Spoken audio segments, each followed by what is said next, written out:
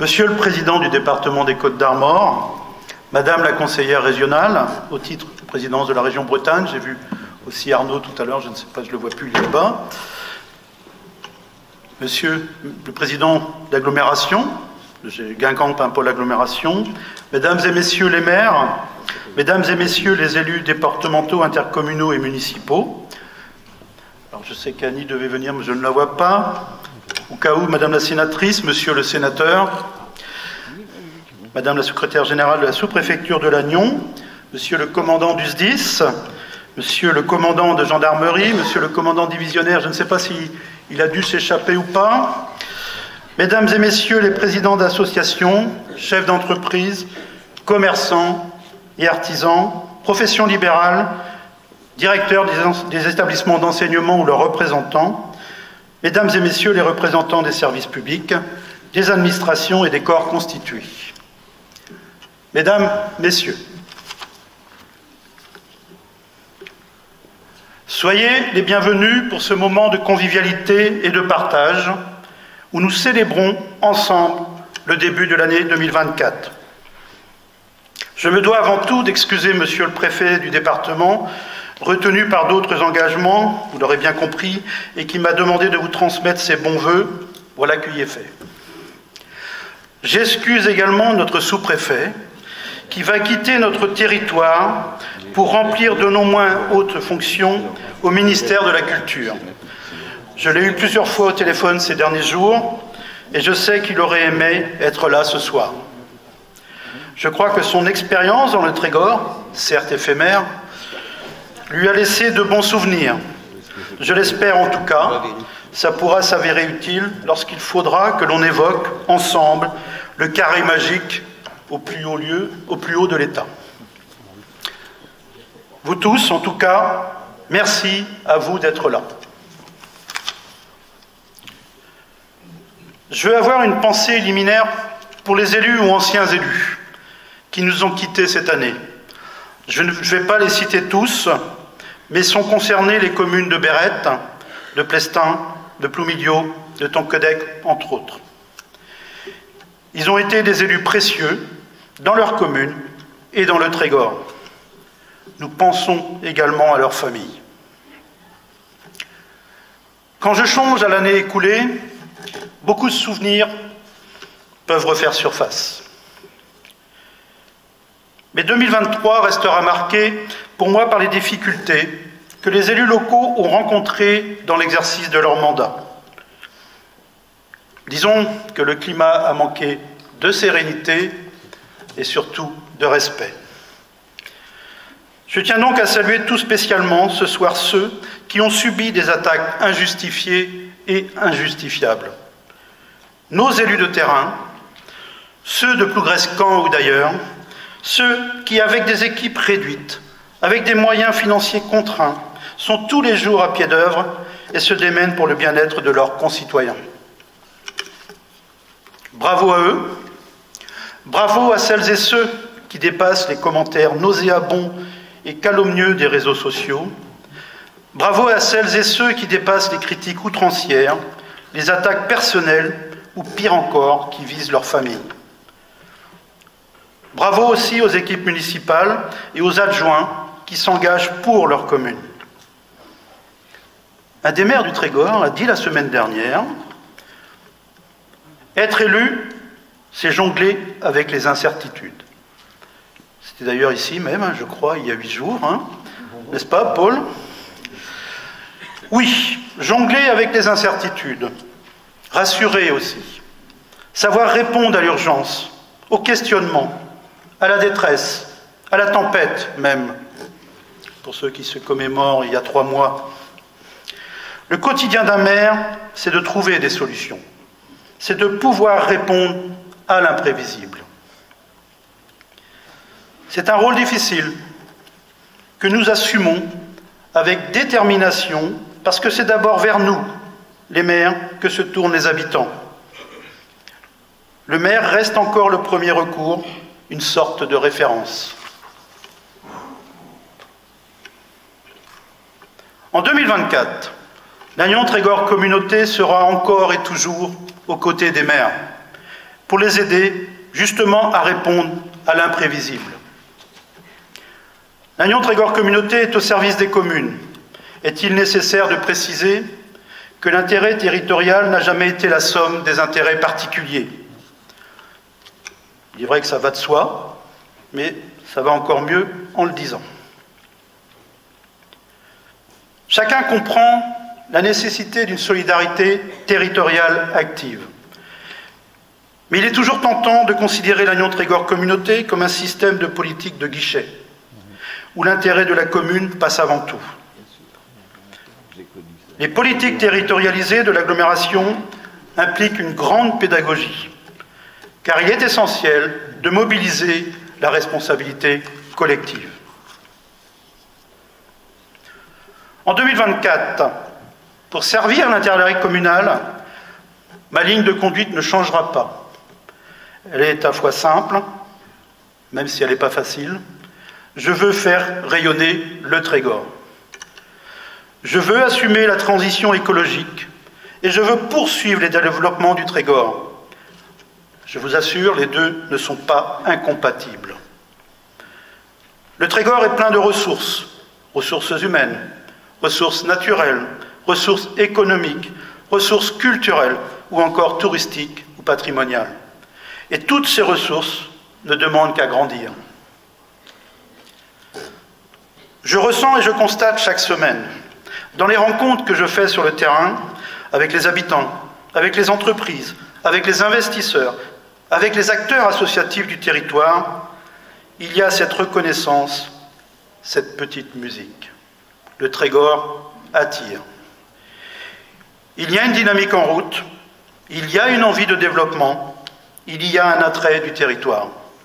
Oui, nous sommes attractifs, nous avons toutes les raisons de l'être.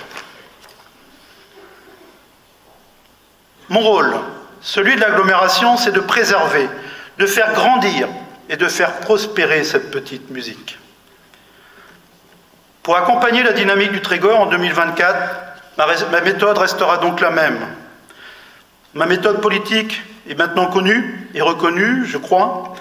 Transparence, pragmatisme et franc-parler. La transparence est essentielle, parce que la défiance envers le politique est un ferment des extrêmes. Le combat contre l'obscurantisme politique ne se joue pas qu'au niveau national. Quand la France vote, c'est toute la France qui vote. Notre pays aime les joutes politiques, mais depuis trop longtemps, la polémique et les artifices de la communication l'emportent sur le débat d'idées et donc sur l'action. Face à cela, notre responsabilité républicaine, notre devoir politique, c'est d'avoir le courage de la vérité, comme le disait Michel Foucault. Le franc-parler, le courage de la vérité, c'est une parole publique qui soit intègre plutôt que dans la séduction. Le courage en politique, c'est une parole qui engage, qui assume les risques et qui assume aussi les choix difficiles.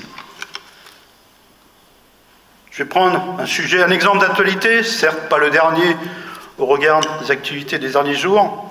Il n'est pas facile, en tant que président, de naviguer parmi les contraintes et les inquiétudes générées par la loi climat et résilience. Comme beaucoup, les contraintes que nous impose Lausanne ne m'enchantent pas.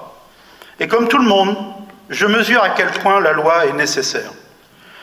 Je sais bien que notre devoir est d'agir pour un développement urbain plus modéré. Il est évident que nous avons besoin de repenser nos modèles de développement. J'ai dit repenser, je n'ai pas dit mettre à terre. La question avec la loi climat et résilience, c'est comment on applique la loi collectivement et intelligemment.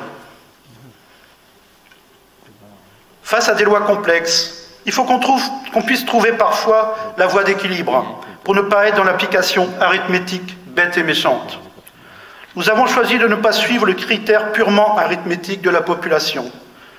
Nous avons choisi l'armature du SCOT, schéma de cohérence territoriale. Mais il serait simpliste de croire que les chiffres ont pris le pas sur la volonté politique. C'est bien une affaire d'aménagement. La loi veut protéger les terres agricoles, les terres naturelles. L'enjeu est donc pour nous de renforcer la dynamique des centres-bourgs et des différents pôles du territoire. Malgré les contraintes si lourdes, il n'y a pas de déclinisme dans notre approche. Il y a d'abord une volonté de soutenir la vitalité rurale. Je comprends les inquiétudes des maires, je comprends le réflexe qui consisterait à dire « la loi n'est pas bonne, refusons la loi ». Mais à ceux qui proposent de nager à contre-courant, j'adresse une mise en garde.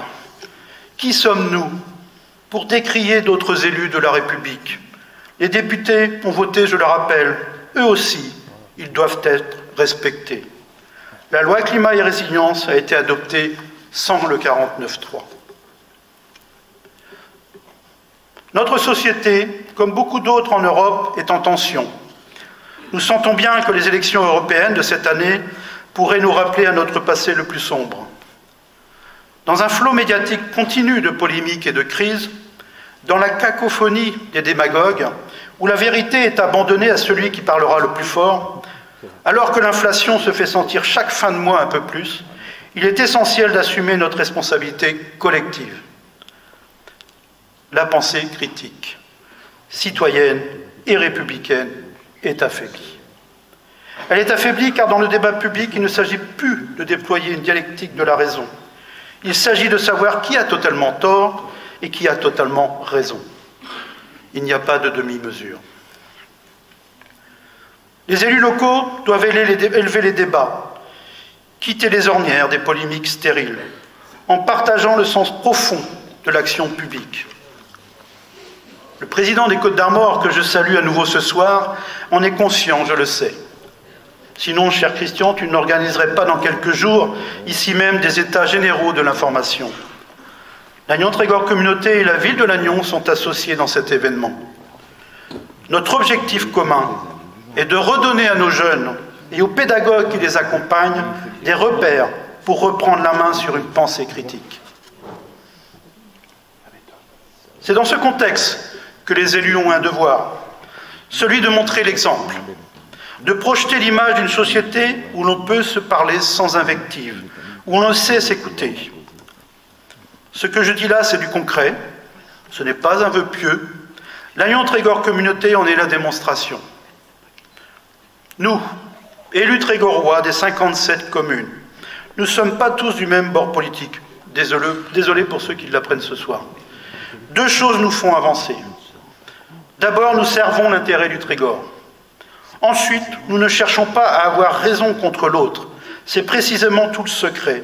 Nous sommes à l'écoute, nous construisons au-delà et même avec ce qui pourrait nous diviser. Lors du dernier séminaire des élus de l'exécutif, nous sommes tous tombés d'accord. Le vrai geste révolutionnaire aujourd'hui, c'est la nuance, l'équilibre. Merci à Bénédicte de nous avoir rassemblés sur ce point lors de ce séminaire. Il est bien plus compliqué d'être juste et nuancé que d'être radical. Privilégier la nuance, ce n'est pas nier les urgences, y compris l'urgence climatique. Privilégier la nuance, c'est prôner le respect, c'est avoir envie de construire ensemble plutôt que de s'imposer. Je suis convaincu que nous pouvons construire ensemble des politiques publiques équilibrées qui permettront au Trégor d'avancer. Il ne s'agit donc pas de dire qui a raison ou qui a tort. Il ne s'agit pas non plus de s'enfermer dans un consensus mou. Il s'agit de faire avancer le Trégor sans diviser, sans fracturer et sans se renier. Le Trégor a un avenir puissant et radieux, un avenir collectif, une capacité à rayonner. C'est ma conviction, j'ai envie de dire, c'est mon enthousiasme, sans vouloir plagier quelqu'un. L'identité de notre territoire, c'est d'abord une force de création, une puissance d'inventivité. Et oui, une puissance d'inventivité. Certains appellent cela de la résilience, peut-être. Moi, j'appelle ça le Trégor. Nous avons toujours été des pionniers. Il est temps de le faire savoir à nouveau. Il est temps de faire savoir que nous avons toujours et encore l'initiative. Vous me direz, alors où, concrètement, où allons-nous? J'ai eu l'occasion de le dire dans les quelques vingtaines de cérémonies aux communes où je me suis rendu ce mois-ci pour célébrer les vœux avec les élus. 2024 sera l'année du logement. Le logement est la clé nécessaire de notre développement. Nous pouvons activer tous les leviers de l'attractivité économique. Nous pouvons attirer des jeunes cadres, de jeunes familles, des jeunes étudiants. Si nous ne pouvons pas loger les nouveaux habitants, le problème reste évidemment entier. Le marché de l'immobilier locatif est tendu. C'est un euphémisme. Avec une tension locative sociale en forte hausse. Les primo-accédants subissent la hausse des prix de l'immobilier. C'est un problème national et nous savons que la Bretagne attire plus que jamais. Il nous faut agir. Il nous faut maîtriser autant que possible le développement de l'offre d'hébergement, le développement de l'offre locative. En tout cas, nous devons faire en sorte de ne rien freiner. Certes, vous me direz, l'agglomération n'est pas en première ligne. Nous n'avons pas les principaux leviers pour agir. L'État doit se positionner et notamment donner les moyens aux bailleurs. Cependant, de notre côté, nous ne pouvons pas baisser les bras et les garder croisés. En 2023, pour rappel, en aide directe aux habitants, nous avons versé directement à des familles du Trégor 337 000 € de soutien pour la rénovation thermique de leur logement. Après avoir augmenté, il y a quelques mois, les aides pour celles et ceux qui rénovent leur logement, nous voulons encore aller plus loin. Nous proposons des mesures pour une véritable accélération de l'offre de logement. Notre premier levier est évidemment financier. Notre objectif est de mobiliser les financeurs et de s'assurer de plans de financement cohérents. Pour cela, nous allons augmenter de façon significative la participation de LTC pour fiabiliser les plans de financement de nouvelles constructions ou de rénovation. C'est une enveloppe de 5,6 millions d'euros sur 2 ans que nous dédions au logement public et privé. L'objectif de cette enveloppe budgétaire renforcée pendant 2 ans, soutenir en priorité les projets voulus par les communes. Autre mesure importante, nous allons mettre en place un guichet unique à destination des 57 communes. C'est une mesure pour gagner en efficacité. C'est une mesure utile pour mieux accompagner les communes rurales avec une expertise d'ingénierie qui nous est propre et dont elles ne disposent pas forcément. C'est le sens même de la mutualisation communautaire. Mettre les compétences de l'agglomération au service direct des maires et des communes, c'est faciliter et simplifier le montage des opérations en assurant une coordination suivie et active. La Société publique locale d'aménagement, la SPLA, qui est sollicitée régulièrement par les communes, est un outil pertinent pour accompagner les requalifications en centre-bourg. La Société d'économie mixte, la SEM du Trégor, en tant qu'investisseur dans certaines opérations thématiques, pourrait elle aussi être un outil efficace. Nous allons donc construire des réponses locales avec ces 2 entités, avec les maires et avec les élus communautaires, pour mutualiser efficacement nos efforts. Je veux être clair, nous resterons dans notre domaine de compétences. L'idée n'est pas de faire une révolution d'affichage de nouvelles aides. L'idée, c'est de booster l'existant. Nous avons besoin de logements et nous en avons besoin maintenant. Avec Guéret Caran, vice-président à l'habitat, et les élus de l'exécutif, nous voulons que les lignes bougent. Avec 5,6 millions d'euros, je pense qu'il faut que ça bouge. Le logement sera donc notre priorité 2024, avec des mesures fortes pour les 2 ans qui viennent. C'est la priorité, car c'est un sujet transversal. La question du logement est au cœur de tous les sujets que nous pouvons traiter par ailleurs. Si l'on veut imaginer des politiques à impact, il faut tout englober dans nos réflexions. C'est le principe même d'un développement durable. Pour 2024, en dehors du logement, nos priorités sont définies. D'abord, l'attractivité économique et l'emploi. C'est notre cœur de compétence. Gardons nos forces vives sur le territoire. Nous avons mené ces 20 dernières années une politique forte dans ce domaine. qui aura permis de préserver globalement le territoire. Il faut maintenant capitaliser sur nos atouts. Nous devons travailler notre attractivité, y compris pour la jeunesse, en organisant le dialogue entre l'enseignement supérieur et l'industrie de pointe. Je fais confiance à Hervé Léon, vice-président au développement économique, et à Christophe Thébault, en charge de l'enseignement supérieur, pour faire encore progresser le territoire en ce sens. Les mobilités quotidiennes sont ensuite un axe majeur de nos politiques.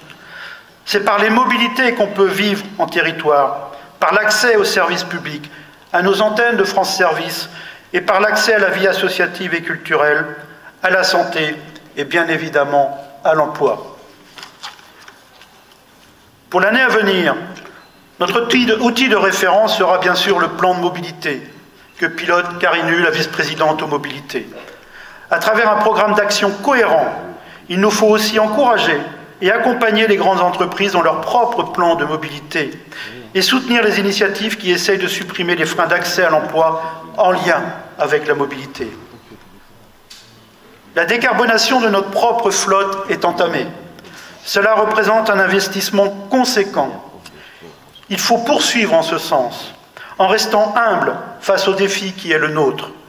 La décarbonation passe nécessairement par la transition des flottes de transport et l'émergence de nouveaux modes. Quant à l'accessibilité, vaste débat, je dois l'avouer, j'en ai fait un combat très personnel. De même qu'Annie Brasdoni et les membres du comité de défense des gares du Trégor, que je salue, je ne lâcherai rien pour obtenir une meilleure desserte ferroviaire à Plouaret et à Lannion, que l'on vienne de Rennes ou que l'on vienne de Brest. Nous avons obtenu de la région un soutien financier pour mener l'étude sur le barreau de Kéroserne. Et je reconnais que Loïc Chénet-Girard, président de la région Bretagne, et Michael Kernès, son vice-président au transport, sont à l'écoute de nos besoins. Le dialogue est donc ouvert et le travail continue. Et il continuera en 2024. Notre quatrième priorité, enfin, transversale elle aussi, c'est évidemment la transition énergétique et écologique. En 2024, il nous faut par exemple poursuivre le formidable travail accompli sur nos 3 bassins versants. Je dois le dire et le souligner ce soir, il y a un travail colossal accompli chaque jour sur le terrain pour lutter contre les pollutions, pour préserver nos espaces naturels, pour accomplir en douceur une transition dans des pratiques agricoles.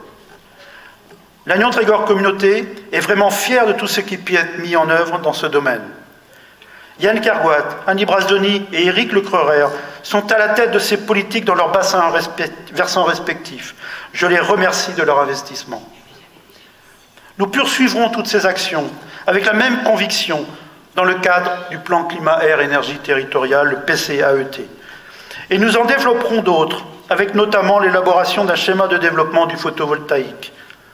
Tout cela sous la houlette, avisée et sage, de notre vice-président Hervé Guillou. Le souci de la transition écologique traverse beaucoup de nos programmes d'action et de nos compétences. Évidemment, la gestion des déchets, où je le rappelle, l'agglomération injecte plus de 20 millions par an. Le réseau de chaleur, que nous continuons d'étendre sur tous les territoires, à partir de bois, on va dire locaux, et prochainement sur la presqu'île également. L'eau et l'assainissement, soit respectivement 28 millions pour l'eau et 48 millions sur l'assainissement au budget de Lannion Trégor Communauté. Nous n'avons jamais autant investi dans ce domaine. Nous sommes nombreux à le dire. L'eau sera un des enjeux du siècle avec la décarbonation. L'eau est un bien commun. Je suis heureux que nous ayons dans le Trégor notre avenir entre nos mains, avec un réseau public de l'eau qui couvre une immense partie du territoire. Il y a sur ce sujet des combats importants à mener. Telles sont donc les priorités du Trégor pour 2024. Logement, on traverse une crise et attractivité. Il faut soutenir nos producteurs concernés. Transition énergétique et l'agriculture conventionnelle ne doit pas être stigmatisée pour notre action. Chacun est conscient de ses responsabilités. Ce sont les préoccupations majeures des élus du territoire. Nous verrons ce soir si les annonces du Premier ministre, n'en doutons pas, en phase. En 2024, pour l'accès aux soins également son lot de tensions et de difficultés conjoncturelles. Il en va de même. Nous y ferons face, là aussi, avec la force de nos convictions et le désir du meilleur pour nos concitoyens. L'accès aux soins est une vraie difficulté. Il n'est malheureusement pas besoin d'attendre. Au cœur d'une crise nationale, des problèmes de conjoncture. Nous ne pouvons pas nous contenter dans le milieu agricole, même s'il s'agit d'une compétence pleinement régalienne. Du côté de l'agriculture, l'accès aux soins sont de plus en plus la détresse est réelle, alarmante et légitime. Les questions et besoins des professionnels du monde agricole se sont invités dans le débat européen. Les besoins sont énormes. Les réponses ne sont pas satisfaisantes de ce point de vue. La situation en Allemagne est très inquiétante. Le vieillissement de la population, l'AFD en Allemagne et le FR, le Trégor, j'élargirais presque au département des Côtes-d'Armor, cherchent évidemment un effet de l'augmentation de cette vieille rhétorique du bouc émissaire. Et le vieillissement touche aussi les responsables faciles des médecins généralistes. Les experts anti-système, professionnels de la démagogie, proposeront toujours de sortir précisément l'essentiel d'agir, car sur ce sujet, la solution trop fragile de la fuite en avant. Les aides que nous pourrions envisager sont conditionnées par le zonage établi par l'ARS. L'ARS décide en effet par le zonage qu'elle fixe. Notre combat, ce que nous pouvons faire ou ne pas faire, c'est de défendre notre agriculture d'une certaine manière. Cela contrevient au principe qui présente l'un des modèles le plus durable au monde. Plusieurs communes sur notre territoire ne sont tout simplement pas. Il nous faut défendre notre production légalement, qualitative, aux aides à l'installation, contre l'importation sauvage et la concurrence déloyale. De plus, l'Europe est le bon cas. Ce fameux zonage évolue tous les 2 ou 3 ans. Il faut que chacun respecte. Nous ne pouvons donc pas inscrire nos aides et nos politiques publiques dans la durée. Je veux redire ici que le développement économique est notre priorité hyperactif sur toutes ces questions. La technologie de pointe qui est présente ce soir, c'est d'ailleurs lui, il faut le dire, qui s'est battu et a obtenu de l'ARS la révision d'un zonage récent qui était spécialement défavorable. La transition écologique est une transition agricole. Ce qui veut dire que ça ne se fera pas. Sur les questions de santé, l'Agnon Trégor Communauté compte sincèrement sur les parlementaires. Sans leur travail, sans leur première réponse est en effet à ce niveau. Pour garder la main sur notre autonomie et notre souveraineté alimentaire, il faut écouter nos agriculteurs. Alors en attendant qu'ils soient en production protestée devant les médias de Yaka Faucon, les deux ne sont pas incompatibles. Il faut encore désigner des coupables tout trouvés, opposés. Je refuse quant à moi de faire une vitrine politique de ce débat d'équilibre. Le personnel de la fonction publique hospitalière a besoin d'une reconnaissance qui se traduise en actes. Ils méritent largement notre soutien. Les habitants, eux, sont désemparés. C'est pourquoi il faut chercher des solutions avant de critiquer. C'est bien pourquoi nous cherchons à agir concrètement. Comme pour les questions de logement, c'est une priorité. Au milieu des années 70, l'hôpital de Lannion-Trestel, monsieur le maire, sortait de terre. 2 bâtiments avaient été construits avec des espaces prévus pour accueillir des internes. Il faut le reconnaître, ces logements ne sont plus vraiment en mesure d'accueillir quiconque. Je vous annonce que l'Agnon Trégor Communauté souhaite s'engager aux côtés du centre hospitalier pour rénover cet internat. Nous avons tout récemment pris contact avec la direction de l'hôpital en ce sens.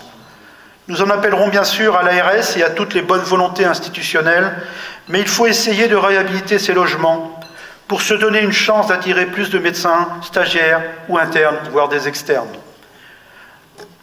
De même qu'un étudiant bien accueilli au sein d'un campus redynamisé est un étudiant qui potentiellement créera de l'activité sur le territoire, il en est de même d'un interne, s'il est bien accueilli, et potentiellement un praticien qui reste. Concrètement, l'agglomération pourrait donc assurer la maîtrise d'ouvrage de cette réhabilitation. Voilà, mesdames et messieurs, dans une vue d'ensemble non exhaustive, comment se présentera l'année 2024 pour l'Agnon Trégor Communauté. 2024, année du logement. Cette phrase-là, la longue de la dire, je vais finir par... Année de l'action publique, dans la nuance et l'équilibre. Au fond, c'est ce que je nous souhaite en ce début d'année. 2024, année du rayonnement. L'Agnon Trégor Communauté veut mettre en valeur le territoire, en déployant avec enthousiasme et conviction des politiques publiques ambitieuses, ajustées aux besoins de notre ruralité, ajustées à nos atouts industriels et d'innovation, à notre cadre de vie exceptionnel. Vous pouvez tous nous aider à faire rayonner le Trégor, que chacun avance avec confiance, selon ses rêves et selon ses forces, car nous sommes toutes et tous autant de forces pour le Trégor. Si nous savons nous respecter, nous écouter, nous pouvons rêver le Trégor et le faire rayonner. Merci de votre attention. Bonne année à toutes et à tous. Blå Vestman.